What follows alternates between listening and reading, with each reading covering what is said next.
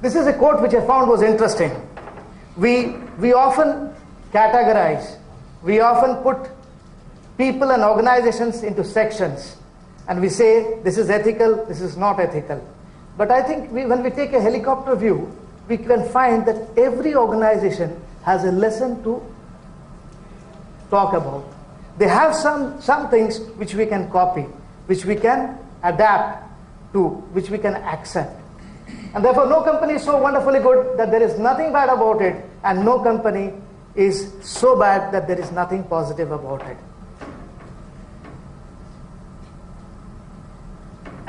The importance of ethics is shown in this graph. The WME represents those organizations which have been categorized as world's most ethical organizations. Are we together? FTSE are those organizations which have the highest capital value in the stock market, in the stock exchange of London. That's the FTSE 100. And the Standard and Poor 500 are those organizations which have the highest capital value in the New York Stock Exchange. And if you see, if you had, which are the companies they would like to own? Obviously, companies which are ethical.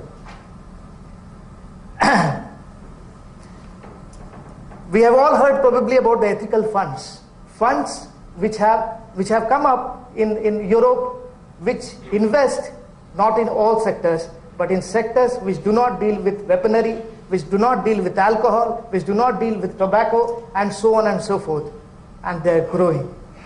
There is now belief that ethics makes a lot of business sense. Ethics, as he said, comes from a word, ethos, which means the science of morals, good or bad. Good or bad. It comes from a Greek word, ethos, which is the morality of right or wrong. And if human beings have a choice, what do you think they will adapt to? What do you think they will accept? Because business is based on relationships. And if you have ethics, you build trust. There's an old saying which says, the business of business is not to create trust per se, but business is based on relationships. And can you have relationships without trust? I think that's very difficult.